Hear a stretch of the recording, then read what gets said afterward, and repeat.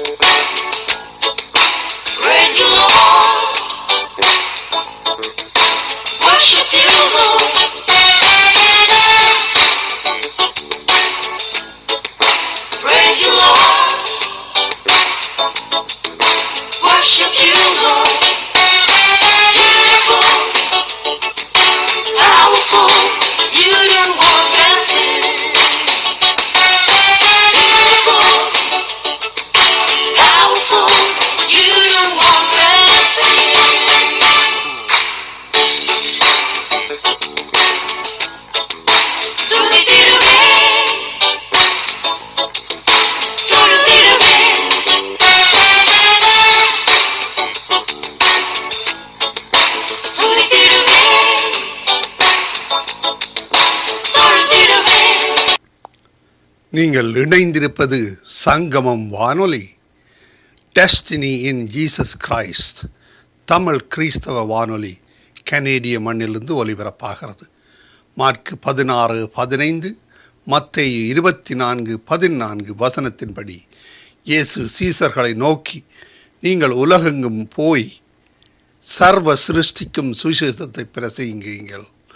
ராஜ்யத்தினுடைய இந்த சுவிசேஷம் பூலோகமெங்குமுள்ள சகல ஜாதிகளுக்கும் சாட்சியாக பிரசங்கப்படும். அப்பொழுது முடிவு வரும் என்ற வசனத்தின்படி ஆத்துமாக்களை பரலோகத்தில் சங்கமிக்கும் வானொலி சங்கமம். சங்கமம் சங்கமம்.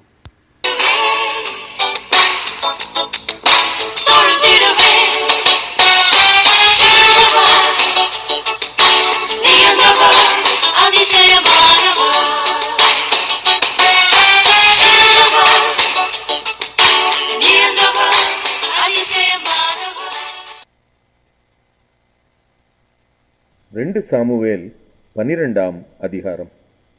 கர்த்தர் நாத்தானை தாவீதினிடத்தில் அனுப்பினார். இவன் அவனிடத்தில் வந்து அவனை நோக்கி, ஒரு பட்டணத்தில் 2 மனுஷர் இருந்தார்கள். ஒருவன் ஐஸ்வர்யவான், மற்றவன் தரித்திரன். ஐஸ்வர்யவானுக்கு ஆடு மாடுகள் வெகு திரளாயிருந்தது. தரித்திரனுக்கோ தான் கொண்டு வளர்த்த ஒரே ஒரு சின்ன ஆட்டுக்குட்டியை தவிர வேறொன்றும் இல்லாதிருந்தது. அது அவனோடும் அவன் பிள்ளைகளோடும் கூட இருந்து வளர்ந்து அவன் வாயின் அப்பத்தை தின்று அவன் பாத்திரத்திலே குடித்து அவன் மடியிலே படுத்துக்கொண்டு அவனுக்கு ஒரு மகளைப் போல இருந்தது. அந்த ஐஸ்வர்யவானிடத்தில் வழிப்போக்கன் ஒருவன் வந்தான். அவன் தன்னிடத்தில் வந்த வழிப்போக்கனுக்கு சமையல் பண்ணுவிக்க தன்னுடைய ஆடு மாடுகளில் ஒன்றை பிடிக்க மனதில்லாமல் அந்த தரித்திரனுடைய ஆட்டுக்குட்டியை பிடித்து அதை தன்னிடத்தில் வந்த மனுஷனுக்கு சமையல் பண்ணுவித்தான் என்றான். அப்பொழுது தாவீது அந்த மனுஷன் மேல் மிகவும் கோபம் உண்டவனாகி நாத்தானை பார்த்து, இந்த காரியத்தை செய்த மனுஷன் மரணத்திற்கு பாத்திரன் என்று கர்த்தருடைய ஜீவனை கொண்டு சொல்லுகிறேன். அவன் இரக்கமற்றவனாயிருந்து இந்த காரியத்தை செய்தபடியினால் அந்த ஆட்டுக்குட்டிக்காக நாலத்தனை திரும்ப செலுத்த வேண்டும் என்றான். அப்பொழுது நாத்தான் தாவீதை நோக்கி, நீயே அந்த மனுஷன். இஸ்ரவேலின் தேவனாகிய கர்த்தர் சொல்லுகிறது என்னவென்றால், நான் உன்னை இஸ்ரவேலின் மேல் ராஜாவாக அபிஷேகம் பண்ணி உன்னை சவுலின் கைக்கு தப்புவித்து உன் ஆண்டவனுடைய வீட்டை உனக்கு கொடுத்து உன் ஆண்டவனுடைய ஸ்திரீகளையும் உன் மடியிலே தந்து இஸ்ரவேல் வம்சத்தையும் யூதா வம்சத்தையும் உனக்கு கையளித்தேன். இது போதாதிருந்தால் இன்னும் உனக்கு வேண்டியதை தருவேன். கர்த்தருடைய பார்வைக்கு பொல்லாப்பான இந்த காரியத்தை செய்து அவருடைய வார்த்தையை நீ அசட்டை பண்ணினது என்ன? ஏத்தியனாகிய உரியாவை நீ பட்டயத்தால் மடிவித்து அவன் மனைவியை உனக்கு மனைவியாக எடுத்துக்கொண்டு அவனை அம்மோன் புத்திரரின் பட்டயத்தாலே கொன்று போட்டாய்.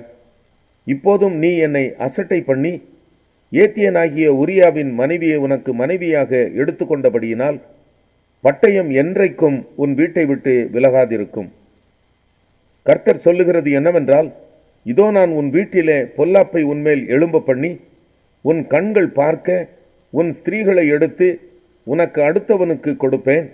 அவன் இந்த சூரியனுடைய வெளிச்சத்திலே உன் ஸ்திரீகளோட சயனிப்பான். நீ ஒளிப்பிடத்தில் அதை செய்தாய். நானோ இந்த காரியத்தை இஸ்ரவேலர் எல்லாருக்கும் முன்பாகவும் சூரியனுக்கு முன்பாகவும் செய்விப்பேன் என்றார் என்று சொன்னான். அப்பொழுது தாவீது நாத்தானிடத்தில், நான் கர்த்தருக்கு விரோதமாய் பாவம் செய்தேன் என்றான். நாத்தான் தாவீதை நோக்கி, நீ சாகாதபடிக்கு கர்த்தர் உன் பாவம் நீங்க செய்தார். ஆனாலும் இந்த காரியத்தினாலே கர்த்தருடைய சத்துருக்கள் தூஷிக்க நீ காரணமாயிருந்தபடியினால் உனக்கு பிறந்த பிள்ளை நிச்சயமாய் சாகும் என்று சொல்லி நாத்தான் தன் வீட்டுக்கு போய்விட்டான். அப்பொழுது கர்த்தர் உரியாவின் மனைவி தாவீதுக்கு பெற்ற ஆண் பிள்ளையை அடித்தார். அது வியாதிப்பட்டு கேவலமாயிருந்தது. அப்பொழுது தாவீது அந்த பிள்ளைக்காக தேவனிடத்தில் பிரார்த்தனை பண்ணி உபவாசித்து உள்ளே போய் முழுதும் தரையிலே கிடந்தான். அவனை தரையிலிருந்து எழுந்திருக்க பண்ண அவன் வீட்டில் உள்ள மூப்பரானவர்கள் எழுந்து அவன் அண்டையில் வந்தாலும் அவன் மாட்டேன் என்று சொல்லி அவர்களோட அப்பம் சாப்பிடாமல் இருந்தான். 7ஆம் நாளில் பிள்ளை செத்து போயிற்று என்று தாவீதின் ஊழியக்காரர் அவனுக்கு அறிவிக்க ஐயப்பட்டார்கள். பிள்ளை உயிரோடு இருக்கையில் நாம் அவரோட பேசுகிற போது அவர் நம்முடைய சொற் கேட்கவில்லை. பிள்ளை செத்து போயிற்று என்று அவரோட எப்படி சொல்லுவோம்? அதிகமாக வியாகுலப்படுவாரே என்று பேசிக்கொண்டார்கள். தாவீது தன் ஊழியக்காரர் ரகசியமாய் பேசிக்கொள்ளுகிறதைக் கண்டு பிள்ளை செத்து போயிற்று என்று அறிந்து தன் ஊழியக்காரரை நோக்கி, பிள்ளை செத்து போயிற்றோ என்று கேட்டான். செத்து போயிற்று என்றார்கள். அப்பொழுது தாவீது தரையை விட்டு எழுந்து ஸ்நானம் பண்ணி எண்ணெய் பூசிக்கொண்டு தன் வஸ்திரங்களை மாற்றி கர்த்தருடைய ஆலயத்தில் பிரவேசித்து பணிந்து கொண்டு தன் வீட்டுக்கு வந்து போஜனம் கேட்டான். அவன் முன்னே அதை வைத்தபோது புசித்தான். அப்பொழுது அவன் ஊழியக்காரர் அவனை நோக்கி, நீர் செய்கிற இந்த காரியம் என்ன? பிள்ளை உயிரோடு இருக்கையில் உபவாசித்து அழுதீர், பிள்ளை மரித்த பின்பு எழுந்திருந்து அசனம் பண்ணுகிறீரே என்றார்கள். அதற்கு அவன், பிள்ளை இன்னும் உயிரோடு இருக்கையில் பிள்ளை பிழைக்கும்படிக்கு கர்த்தர் எனக்கு இறங்குவாரோ எப்படியோ யாருக்கு தெரியும் என்று உபவாசித்து அழுதேன். அது மரித்திருக்கிற இப்போது நான் உபவாசிக்க வேண்டியது என்ன? இனி நான் அதை திரும்பி வர பண்ணக்கூடுமோ? நான் அதனிடத்திற்கு போவேனே அல்லாமல் அது என்னிடத்திற்கு திரும்பி வரப்போகிறது இல்லை என்றான். பின்பு தாவீது தன் மனைவியாகிய பத்சேபாளுக்கு ஆறுதல் சொல்லி அவளிடத்தில் போய் அவளோட சயனித்தான். அவள் ஒரு குமாரனை பெற்றாள். அவனுக்கு சாலமோன் என்று பெயரிட்டான். அவனிடத்தில் கர்த்தர் அன்பாயிருந்தார். அவர் தீர்க்கதரிசியாகிய நாத்தானை அனுப்ப அவன் கர்த்தரின் நிமித்தம் அவனுக்கு எதிதியா என்று பெயரிட்டான். அதற்குள்ளே யோவாப் அம்மோன் புத்திரருடைய ரப்பா பட்டணத்தின் மேல் யுத்தம் பண்ணி ராஜதானியை பிடித்து தாவீதினிடத்தில் ஆள் அனுப்பி, நான் ரப்பாவின் மேல் யுத்தம் பண்ணி தண்ணீர் ஓரமான பட்டணத்தை பிடித்து கொண்டேன். நான் பட்டணத்தை பிடிக்கிறதினால் என் பேர் வழங்காதபடிக்கு நீர் மற்ற ஜனங்களை கூட்டிக் கொண்டு வந்து பட்டணத்தை முற்றுகை போட்டு பிடிக்க வேண்டும் என்று சொல்லச் சொன்னான். அப்படியே தாவீது ஜனங்களை எல்லாம் கூட்டிக் கொண்டு ரப்பாவுக்கு போய் அதன் மேல் யுத்தம் பண்ணி அதை பிடித்தான். அவர்களுடைய ராஜாவின் தலைமையிலிருந்த கிரீடத்தை எடுத்துக்கொண்டான். அது 1 தாலந்து நிறை பொன்னும் இரத்தினங்கள் பதித்ததுமாயிருந்தது. அது தாவீதினுடைய தலையில் வைக்கப்பட்டது. பட்டணத்திலிருந்து ஏராளமான கொள்ளையை கொண்டு போனான். பின்பு அதிலிருந்து ஜனங்களை அவன் வெளியே கொண்டு போய் அவர்களை வாள்களுக்கும் இருப்பு பாறைகளுக்கும் இருப்பு கோடரிகளுக்கும் உட்படுத்தி அவர்களை செங்கற்சூளையையும் கடக்க பண்ணினான். இப்படி அம்மோன் புத்திரரின் பட்டணங்களுக்கெல்லாம் செய்து தாவீது எல்லா ஜனத்தோடும் கூட. எரேமியா 16ஆம் அதிகாரம். கர்த்தருடைய வார்த்தை எனக்கு உண்டாகி, அவர், நீ பெண்ணை விவாகம் பண்ண வேண்டாம், இவ்விடத்தில் உனக்கு குமாரரும் குமாரத்திகளும் இருக்க வேண்டாம் என்றார். இவ்விடத்திலே பிறக்கிற குமாரரையும் குமாரத்திகளையும் இந்த தேசத்தில் அவர்களை பெற்ற தாய்களையும் அவர்களை பெற்ற பிதாக்களையும் குறித்து கர்த்தர் சொல்லுகிறது என்னவென்றால், மகா கொடிய வியாதிகளால் சாவார்கள். அவர்களுக்காக புலம்புவாரும் அவர்களை அடக்கம் பண்ணுவாரும் இல்லை. நிலத்தின் மேல் எருவாவார்கள், பட்டயத்தாலும் பஞ்சத்தாலும் மடிந்து போவார்கள்.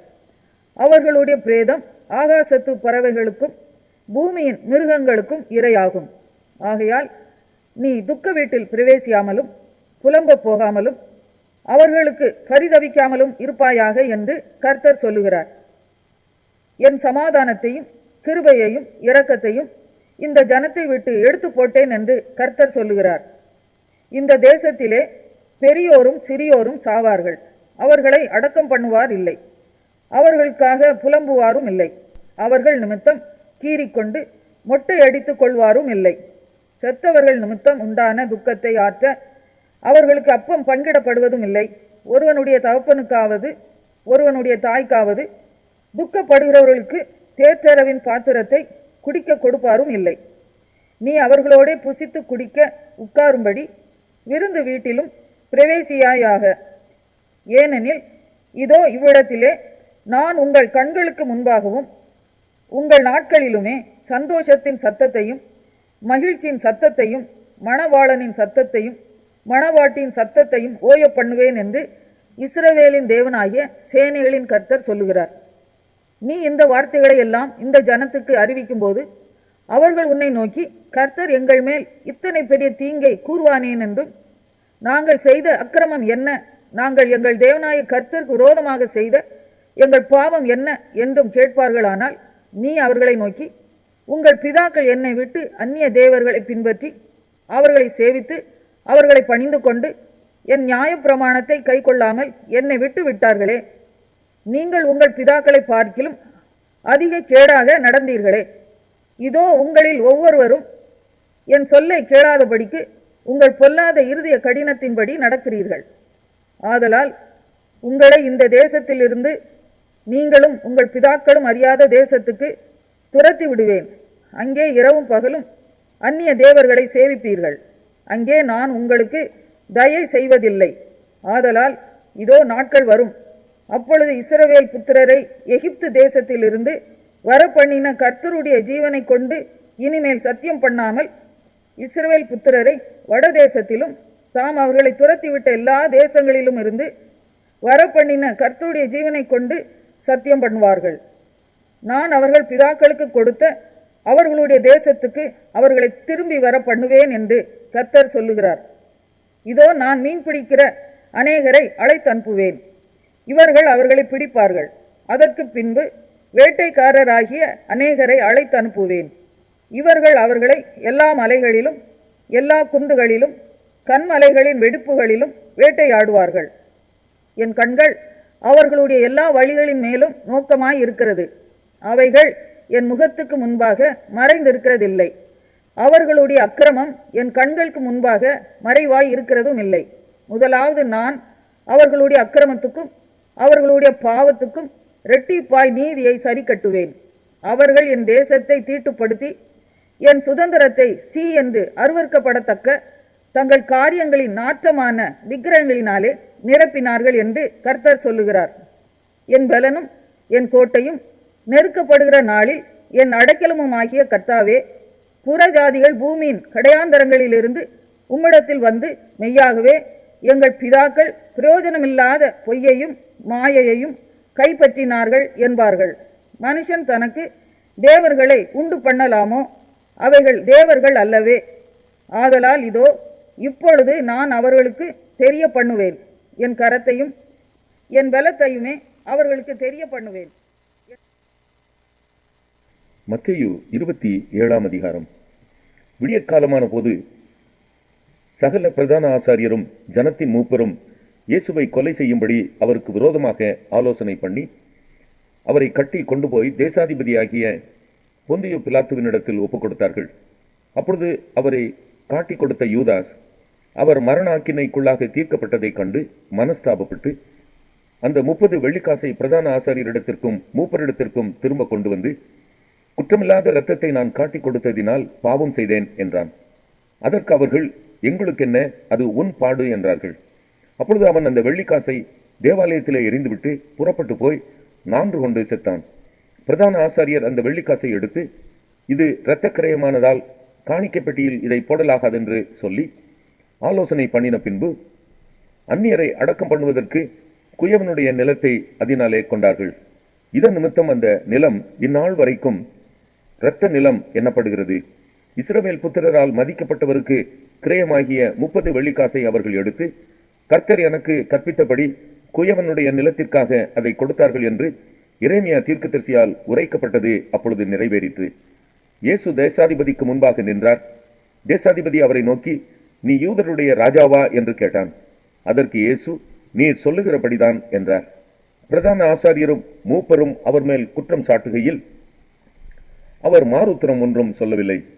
அப்பொழுது பிலாத்து அவரை நோக்கி, இவர்கள் உன்மேல் எத்தனையோ குற்றங்களை சாட்டுகிறார்களே, நீ அவைகளை கேட்கவில்லையா என்றான். அவரோ ஒரு வார்த்தையும் மாறுத்திரமாக சொல்லவில்லை. அதனால் தேசாதிபதி மிகவும் ஆச்சரியப்பட்டான்.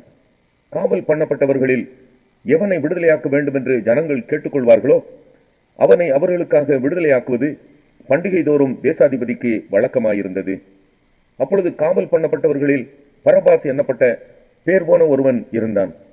பொறாமையினாலே அவரை ஒப்புக் கொடுத்தார்கள் என்று பிலாத்து அறிந்து அவர்கள் கூடி இருக்கையில் அவர்களை நோக்கி, எவனை நான் உங்களுக்கு விடுதலையாக்க வேண்டும் என்று இருக்கிறீர்கள், பரபாசையோ கிறிஸ்து எனப்பட்ட இயேசுவையோ என்று கேட்டான். அவன் நியாயாசனத்தில் உட்கார்ந்திருக்கையில் அவனுடைய மனைவி அவனிடத்தில் ஆள் அனுப்பி, நீர் அந்த நீதிமானை ஒன்றும் செய்ய வேண்டாம், அவர் நிமித்தம் இன்றைக்கு சொப்பனத்தில் வெகு பாடுபட்டேன் என்று சொல்ல சொன்னாள். பரபாசை விட்டுவிட கேட்டுக்கொள்ளவும் இயேசுவை கொலை செய்விக்கவும் பிரதான ஆசாரியரும் மூப்பரும் ஜனங்களை ஏவி விட்டார்கள். தேசாதிபதி ஜனங்களை நோக்கி, இவ்விருவரில் எவனை நான் உங்களுக்கு விடுதலையாக்க வேண்டும் என்று கேட்டான். அதற்கு அவர்கள் பரபாசை என்றார்கள். பிலாத்து அவர்களை நோக்கி, அப்படியானால் கிறிஸ்து எனப்பட்ட இயேசுவை நான் என்ன செய்ய வேண்டும் என்று கேட்டான். அவனை சிலுவையில் அறைய வேண்டும் என்று எல்லாரும் சொன்னார்கள். தேசாதிபதியோ, ஏன் என்ன பொல்லாப்பு செய்தான் என்றான். அதற்கு அவர்கள், அவனை சிலுவையில் அறைய வேண்டும் என்று அதிகமாய் கூக்குரலிட்டு சொன்னார்கள். கலகம் அதிகமாகிறதே அல்லாமல் தன் பிரயத்தனத்தினாலே பிரயோஜனமில்லை என்று பிலாத்து கண்டு தண்ணீரை அள்ளி ஜனங்களுக்கு முன்பாக கைகளை கழுவி, இந்த நீதிமானுடைய இரத்தப்பழிக்கு நான் குற்றமற்றவன், நீங்களே பார்த்துக் கொள்ளுங்கள் என்றான். அதற்கு ஜனங்கள் எல்லாரும், இவனுடைய இரத்தப்பழி எங்கள் மேலும் எங்கள் பிள்ளைகள் மேலும் இருப்பதாக என்று சொன்னார்கள். அப்பொழுது அவன் பரபாசை அவர்களுக்கு விடுதலையாக்கி இயேசுவையோ வாரினால் அடிப்பித்து சிலுவையில் அறையும்படிக்கு ஒப்புக் கொடுத்தான்.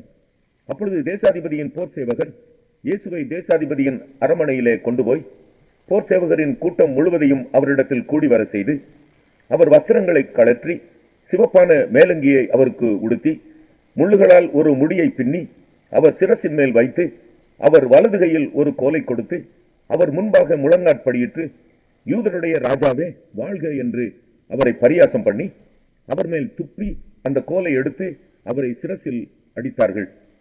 அவரை பரியாசம் பண்ணின பின்பு அவருக்கு உடுத்தின மேலங்கியை கழற்றி அவருடைய வஸ்திரங்களை அவருக்கு உடுத்தி அவரை சிலுவையில் அறையும்படி கொண்டு போனார்கள். போகையில் சிரேனே ஊரானாகிய சீமோன் எனப்பட்ட ஒரு மனுஷனை அவர்கள் கண்டு அவருடைய சிலுவையை சுமக்கும்படி அவனை பலவந்தம் பண்ணினார்கள். கபாலஸ்தலம் என்னும் அர்த்தம் கொள்ளும் கொல்கோதா என்னும் இடத்திற்கு அவர்கள் வந்தபோது கசப்பு கலந்த காடியை அவருக்கு குடிக்க கொடுத்தார்கள். அவர் அதை ருசி பார்த்து குடிக்க மனதில்லாதிருந்தார். அவரை சிலுவையிலே அறைந்த பின்பு அவர்கள் சீட்டு போட்டு அவருடைய வஸ்திரங்களை பங்கிட்டுக் கொண்டார்கள். என் வஸ்திரங்களை தங்களுக்குள்ளே பங்கிட்டு என் உடையின் பேரில் சீட்டு போட்டார்கள் என்று தீர்க்கதரிசியால் உரைக்கப்பட்டது நிறைவேறும்படி இப்படி நடந்தது. அவர்கள் அங்கே உட்கார்ந்து அவரை காவல் காத்துக் கொண்டிருந்தார்கள். அன்றியும் அவர் அடைந்த ஆக்கினையின் முகாந்திரத்தை காண்பிக்கும் பொருட்டு இவன் யூதருடைய ராஜாவாகிய இயேசு என்று எழுதி அவர் சிரசுக்கு மேலாக வைத்தார்கள். அப்பொழுது அவருடைய வலது பக்கத்தில் ஒருவனும் அவருடைய இடது பக்கத்தில் ஒருவனுமாக 2 கள்ளர் அவருடைய கூட சிலுவைகளில் அறையப்பட்டார்கள். அந்த வழியாய் நடந்து போகிறவர்கள் தங்கள் தலைகளை துலுக்கி, தேவாலயத்தை இடித்து 3 நாளைக்குள்ளே கட்டுகிறவனே, உன்னை நீயே ரட்சித்துக்கொள், நீ தேவனுடைய குமாரனானால் சிலுவையிலிருந்து இறங்கி வா என்று அவரை தூஷித்தார்கள். அப்படியே பிரதான ஆசாரியரும் வேதபாரகரும் மூப்பரும் பரியாசம் பண்ணி, மற்றவர்களை ரட்சித்தான், தன்னைத்தான் ரட்சித்துக் கொள்ள திராணி இல்லை, இவன் இஸ்ரவேலின் ராஜாவானால் இப்பொழுது சிலுவையிலிருந்து இறங்கி வரட்டும், அப்பொழுது இவனை விசுவாசிப்போம். தன்னை தேவனுடைய குமாரன் என்று சொல்லி தேவன் மேல் நம்பிக்கையாயிருந்தானே, அவர் இவன் மேல் பிரியமாயிருந்தால் இப்பொழுது இவனை ரட்சிக்கட்டும் என்றார்கள். அவரோட கூட சிலுவைகளில் அறையப்பட்ட கள்ளரும் அந்தபடியே அவரை நிந்தித்தார்கள். 6ஆம் மணி நேரம் முதல் 9ஆம் மணி நேரம் வரைக்கும் பூமி எங்கும் அந்தகாரம் உண்டாயிற்று. 9ஆம் மணி நேரத்திலே இயேசு ஏலி ஏலி லாமா சபக்தானி என்று மிகுந்த சத்தமிட்டு கூப்பிட்டார். அதற்கு என் தேவனே ஏன் என்னை கைவிட்டீர் என்று அர்த்தமாம். அங்கே நின்றவர்களில் சிலர் அதை கேட்டபொழுது, இவன் எலியாவை கூப்பிடுகிறான் என்றார்கள். உடனே அவர்களில் ஒருவன் ஓடி கடற்காளானை எடுத்து காடியில் தோய்த்து அதை ஒரு கோலில் மாட்டி அவருக்கு குடிக்க கொடுத்தான். மற்றவர்களோ, பொறு, எலியா இவனை ரட்சிக்க வருவானோ பார்ப்போம் என்றார்கள். இயேசு மறுபடியும் மகா சத்தமாய் கூப்பிட்டு ஆவியை விட்டார். அப்பொழுது தேவாலயத்தின் திரைச்சீலை மேல் தொடங்கி கீழ் வரைக்கும் 2ஆக கிழிந்தது. பூமியும் அதிர்ந்தது, கன்மலைகளும் பிளந்தது, கல்லறைகளும் திறந்தது. நித்திரை அடைந்திருந்த அநேக பரிசுத்தவான்களுடைய சரீரங்களும் எழுந்திருந்தது. அவர் உயிர்த்தெழுந்த பின்பு இவர்கள் கல்லறைகளை விட்டு புறப்பட்டு பரிசுத்த நகரத்தில் பிரவேசித்து அநேகருக்கு காணப்பட்டார்கள். 100க்கு அதிபதியும் அவனோட கூட இயேசுவை காவல் காத்திருந்தவர்களும் பூமி அதிர்ச்சியையும் சம்பவித்த காரியங்களையும் கண்டு மிகவும் பயந்து, மெய்யாகவே இவர் தேவனுடைய குமாரன் என்றார்கள். மேலும் இயேசுவுக்கு ஊழியம் செய்யும்படி கலிலேயாவிலிருந்து அவரோட வந்திருந்த அநேக ஸ்திரீகள் அங்கே தூரத்திலே நின்று பார்த்து கொண்டிருந்தார்கள். அவர்களுக்குள்ளே மகதலேனா மரியாளும், யாக்கோபுக்கும் யோசேக்கும் தாயாகிய மரியாளும், செபதேயுவின் குமாரருடைய தாயும் இருந்தார்கள். சாயங்காலமான போது இயேசுவுக்கு சீசனும் ஐஸ்வர்யவனுமாயிருந்த யோசேப்பு என்னும் பேர் கொண்ட அரிமத்தியா ஊரானாகிய ஒரு மனுஷன் வந்து பிலாத்துவினிடத்தில் போய் இயேசுவின் சரீரத்தை கேட்டான். அப்பொழுது சரீரத்தை கொடுக்கும்படி பிலாத்து கட்டளையிட்டான். யோசேப்பு அந்த சரீரத்தை எடுத்து தூயதான மெல்லிய துப்பட்டியிலே சுற்றி தான் கண்மலையில் வெட்டியிருந்த தன்னுடைய புதிய கல்லறையிலே அதை வைத்து கல்லறையின் வாசலில் ஒரு பெரிய கல்லை புரட்டி வைத்து போனான். அங்கே மகதலேனா மரியாளும் மற்ற மரியாளும் கல்லறைக்கு எதிராக உட்கார்ந்திருந்தார்கள். ஆயத்த நாளுக்கு பின்னான மறுநாளிலே பிரதான ஆசாரியரும் பரிசேயரும் பிலாத்துவினிடத்தில் கூடி வந்து, ஆண்டவனே, அந்த எத்தன் உயிரோடு இருக்கும் போது 3 நாளைக்கு பின் எழுந்திருப்பேன் என்று சொன்னது எங்களுக்கு ஞாபகம் இருக்கிறது. ஆகையால் அவனுடைய சீஷர்கள் ராத்திரியிலே வந்து அவனை களவாய் கொண்டு போய் மரித்தோரிலிருந்து எழுந்தான் என்று ஜனங்களுக்கு சொல்லாதபடிக்கும், முந்தின எத்தை பார்க்கிலும் பிந்தின எத்து கொடிதாகாதபடிக்கும் நீர் 3 நாள் வரைக்கும் கல்லறையை பத்திரப்படுத்தும்படி கட்டளையிட வேண்டும் என்றார்கள். அதற்கு பிலாத்து, உங்களுக்கு காவல் சேவகர் உண்டே, போய் உங்களால் கூடிய மட்டும் பத்திரப்படுத்திக் கொள்ளுங்கள் என்றான். அவர்கள் போய் கல்லுக்கு முத்திரை